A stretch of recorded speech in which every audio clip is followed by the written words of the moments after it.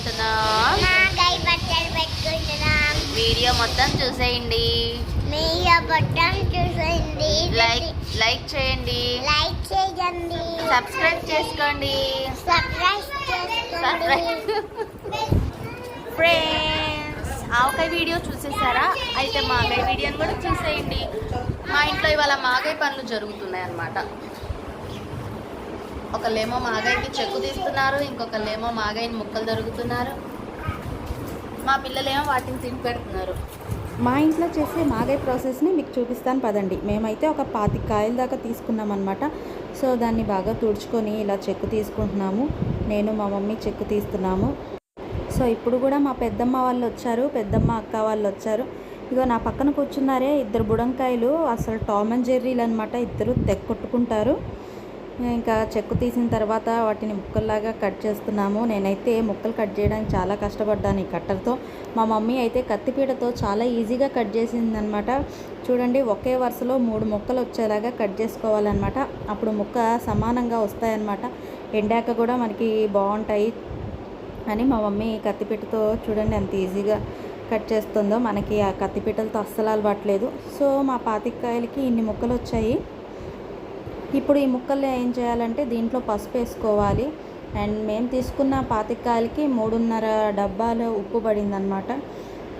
ఇంకా ఉప్పుని పసుపుని చిన్నగా కలుపుకుంటూ, సో ఉప్పు పసుపు అంతా ముక్కకు పట్టేలాగా కలుపుకుంటూ ఆ ముక్కలన్నిటిని ఒక ప్లాస్టిక్ డబ్బాలో వేసి 2 రోజుల పాటు పక్కన ఉంచాలన్నమాట. సో అప్పుడు ఏంటంటే ముక్కకంతా ఉప్పు పట్టి మనకి ఊట అనేది రెడీ అవుతుంది. సో ఇలా డబ్బాలో వేసుకున్నాక చూడండి, డబ్బా నిండిపోయింది మా ముక్కలతో. సో ఈ డబ్బాను ఒక 2 రోజులు పక్కన పెట్టేసుకోవాలన్నమాట. తర్వాత ఒక పెద్ద బేసిన్ తీసుకొని దాని మీద ఒక పల్చటి గుడ్డనైతే మనం పరుచుకోవాలన్నమాట. పరుచుకున్నాక మనం పక్కన పెట్టుకున్నాం కదా మాగాయ ముక్కల్ని, వాటిని మొత్తం ఈ గుడ్డలో వేసేసేయాలి. అప్పుడు మనకు ఊటంతా కిందకి దిగిపోతుంది అనమాట. చూడండి మేము ఎలా చేస్తున్నామో. సో ఇలా మొత్తం ముక్కలన్నీ వేసేసాక 4 వైపుల నుంచి ఒక మూటలాగా పెట్టుకోవాలన్నమాట. బాగా తిప్పాలి. చూడండి ఇప్పుడే ఊట ఎలా దిగుతుందో కిందకి. సో బాగా ఊట దిగాలంటే ఇలా మనం బాగా చుట్టేసి దీని మీద ఒక బరువును పెట్టాలన్నమాట. సో బరువును పెడితే ఏంటంటే మనకు కష్టం లేకుండా ఊట దిగిపోతుంది. ఒక రోజంతా పక్కన ఉంచేసామంటే ఊట దిగిపోతుంది. సో మేము ఇలా ఆ బేసిన్లో చిల్లుల గిన్నెని బోర్లు ఇచ్చి దాని మీద మూటను పెట్టి మళ్ళీ దాని మీద బరువును పెట్టాము. సో ఆ బరువుకి ఏంటంటే ఊట అనేది ఈజీగా దిగిపోతుంది. చూడండి మేము గ్రైండర్ని పెట్టాము. గ్రైండర్లో ఇంకా బరువు కోసం రోలుని గుండ్రాయిని పెట్టాం. దానివల్ల ఏంటంటే ఈజీగా మనకి ఊట దిగిపోయింది. సో చూడండి మనకి ఎంత ఊట వచ్చిందో. అండ్ ఊట దిగిపోయాక మాగాయ ముక్కల్ని ఇలా 2 రోజులు ఎండలో ఎండబెట్టామన్నమాట. చూడండి ఆ ఎండకి ఎంత బాగా ఎండిపోయాయో మాగాయ ముక్కలు. నాకు ఇలాంటి మాగాయ ముక్కల్ని ఉట్టిగా తినాలంటే చాలా ఇష్టం. పుల్లగా ఉప్పుగా చాలా బాగుంటాయి అన్నమాట. చాలా ఉప్పులో నానుంటాయి కదా, చాలా బాగుంటాయి టైంపాస్కి. సో ఇప్పుడు దీన్ని ఎలా కలుపుకోవాలంటే ఫస్ట్ మనకు వచ్చిన ఊటను ఒకసారి వడగట్టుకోండి. సో అడుగు ఏమన్నా చిన్న చితక ముక్కలు ఉన్నా అవి వడగట్టడంలో పోతాయన్నమాట. సో ఇప్పుడు ఈ ఊటలో మనం 3.5 డబ్బాల కారాన్ని అండ్ 1/2 డబ్బా మెంతిపిండిని 1/2 డబ్బా ఆవు పిండిని తీసుకొని సో కలుపుకున్న తర్వాత ఆ పిండిని అంతా ఈ ఊటలో కలిపేయాలి. సో చిన్నగా ఉండలు లేకుండా కలుపుకోవాలండి ఈ పిండిని, లేదంటే ఉండలు వచ్చేస్తాయి. సో చేత్తోనే చక్కగా ఉండలు లేకుండా కలుపుకొని దీంట్లో మనం ఎండబెట్టిన మాగాయ ముక్కలు ఉంటాయి కదా, అవి జల్లలాగా జల్లిస్తూ ఆ ముక్కని వీటిలో వేసుకోవాలన్నమాట. ఇగో చూడండి నేను ఎలా చేస్తున్నానో అలా అని మనం ఈ పిండిలో వేసేసుకోవాలి.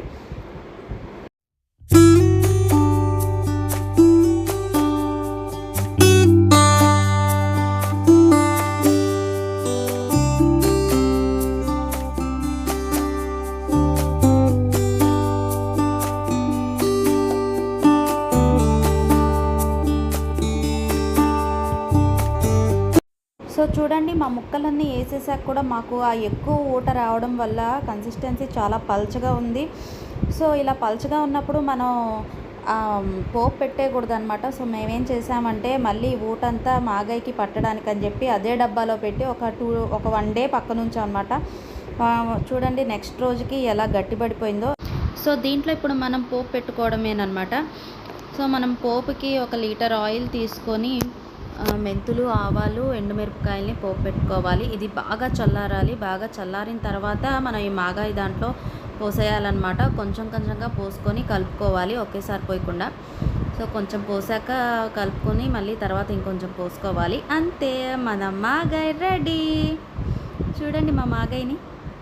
సో ఎప్పుడైనా మీకు మాగాయి గట్టిపడిపోయింది, నూనె అస్సలు లేదు అనిపిస్తే కనుక కొంచెం నూనెని వేడి చేసి దాంట్లో ఆవాలు పోపేసి, ఇంగువ పోపేసి ఆ నూనెని ఆ మాగాయిలో కలిపేసుకోండి.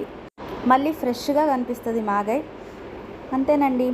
ఈ మాగాయిని జాడీలో పెట్టుకుంటే సంవత్సరం పాటు చాలా ఫ్రెష్గా ఉంటుంది, అస్సలు గట్టిపడిపోదన్నమాట.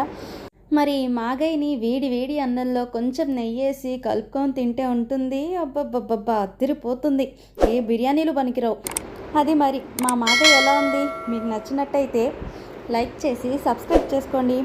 ఉంటానే మరి, మరిన్ని వీడియోస్లో మళ్ళీ కలుద్దాం. Bye bye.